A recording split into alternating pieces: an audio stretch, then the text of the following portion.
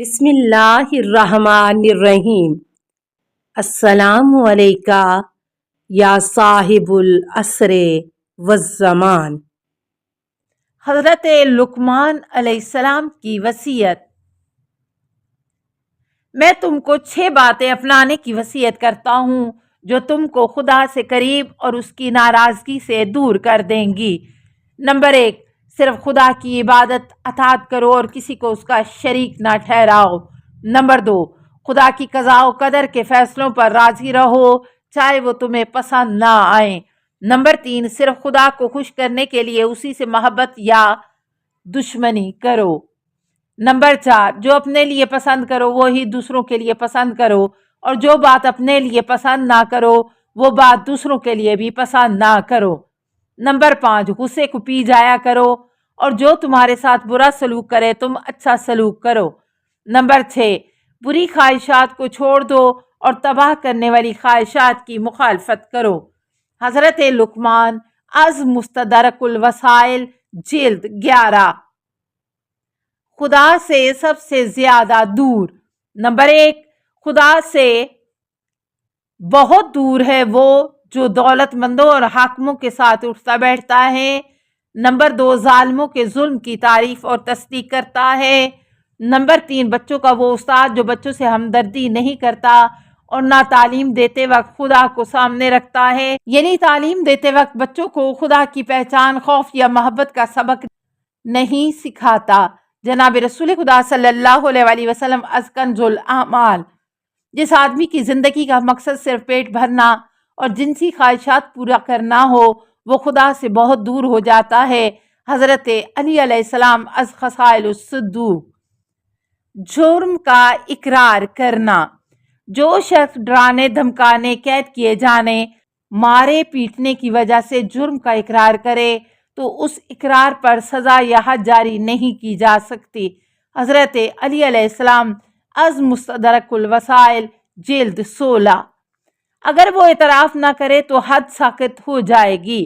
امام محمد باقر علیہ السلام از وسائل، 18۔ اگر چوری کا خود اعتراف کر لے تو چوری کا مال برآمد نہ ہو تو اس کا ہاتھ نہیں کاٹا جائے گا۔ امام جعفر صادق علیہ السلام، کیونکہ مال برآمد نہ ہونے سے چوری کرنا پوری طرح ثابت نہیں ہوتا۔ قرض۔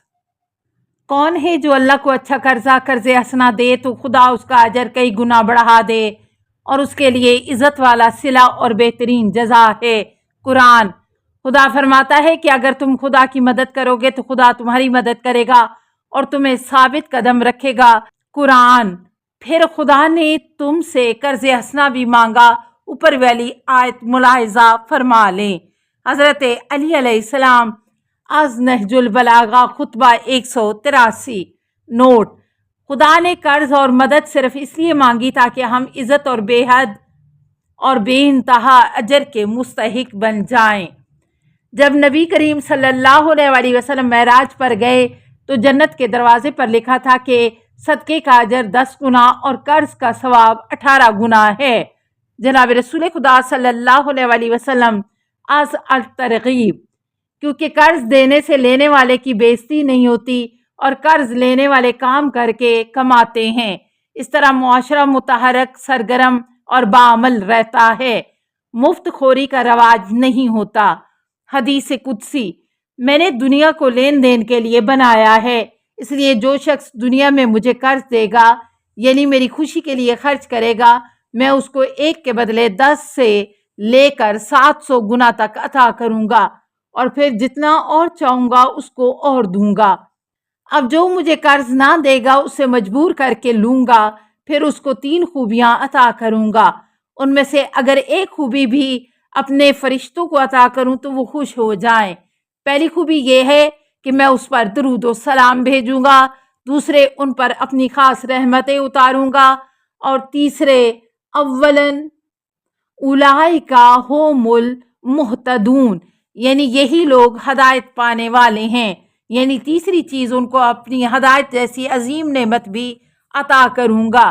جناب رسول خدا صلی اللہ علیہ وسلم سے مروی حدیث قدسی از الخصال: جو کسی مظلوم کو قرض دے اور پھر بہت اچھے طریقے سے واپسی کا مطالبہ کرے تو اس سے کہا جاتا ہے کہ اب تو نئے سرے سے اعمال بجا لا، یعنی اس کے پچھلے تمام گناہ معاف ہو جاتے ہیں اور اللہ اس کو 1 درہم کے بدلے جنت کا کثیر مال عطا کرے گا۔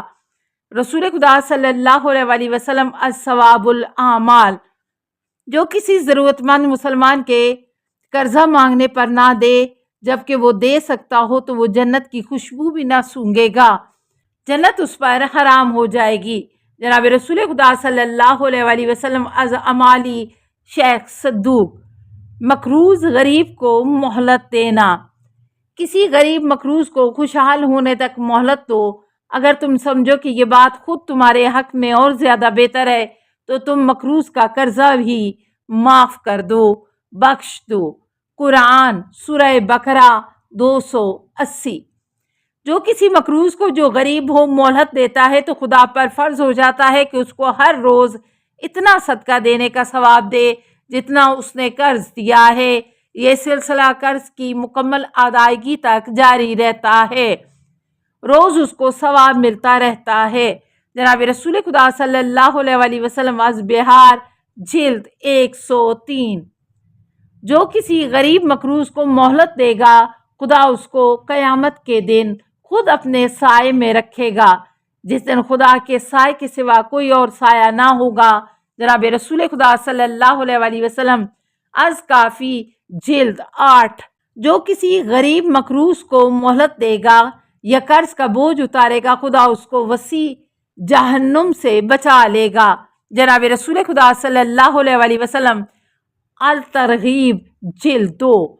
جو کسی غریب مقروض کو مہلت دے گا تو اس کا وہ مال جو اس کو قرض دیا ہے زکوٰۃ میں شمار ہوگا اور قرض دینے والے پر ملائکہ درود پڑھیں گے اس کے قرض کے ادا ہونے تک۔ جناب رسول خدا صلی اللہ علیہ وسلم الثواب الاعمال، جو چاہتا ہے کہ اس کی دعا منظور ہو اور اس کے دکھ دور ہوں تو وہ مقروض کو مہلت دے۔ جناب رسول خدا صلی اللہ علیہ وسلم از کنز الاعمال، ایک امیر آدمی کے نامہ اعمال میں کوئی نیک عمل نہ تھا سوائے اس کے کہ وہ اپنے ملازموں سے کہا کرتا تھا کہ غریب مقروض کو معاف کر دیا کرو۔ خدا نے فرمایا ایسا کام کرنے کا حق ہم پر زیادہ ہے، اس لیے اس شخص کے گناہ معاف کر دیے جائیں۔ جناب رسول خدا صلی اللہ علیہ وسلم از الترغیب، جس طرح مقروض کے لیے جائز نہیں کہ اگر وہ قرض ادا کر سکتا ہے اور ادا نہ کرے، اسی طرح تمہارے لیے جائز نہیں کہ تم اس کی غربت کو جانتے ہوئے بھی اس پر قرض ادا کرنے کے لیے سختی کرو۔ جناب رسول خدا صلی اللہ علیہ وسلم الثواب الاعمال، قرار ڈالنا۔ جب معاملہ خدا کے سپرد کر دیا جائے تو پھر اس سے بڑھ کر عدل کی بات اور کیا ہو سکتی ہے، اور اس کام کے لیے قرار ڈالا جائے جبکہ انہوں نے اپنا معاملہ خدا کے سپرد کر دیا ہو تو صحیح معنی میں حقدار کے نام قرار نکلے گا، کیونکہ پھر فیصلہ خدا فرمائے گا۔ امام محمد باقر علیہ السلام از من لا یحذرہ الفقیہ جلد 3۔ السلام علیکہ یا صاحب العصر والزمان، الامان الامان الامان من فتن الزمان۔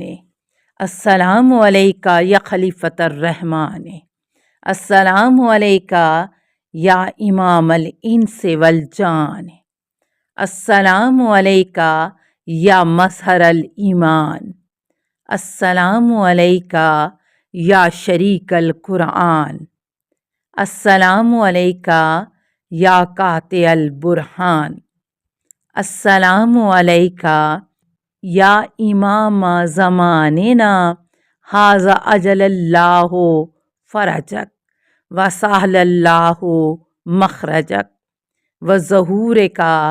السلام علیکہ ورحمۃ اللہ۔ اللہم صلی علی محمد و آل محمد۔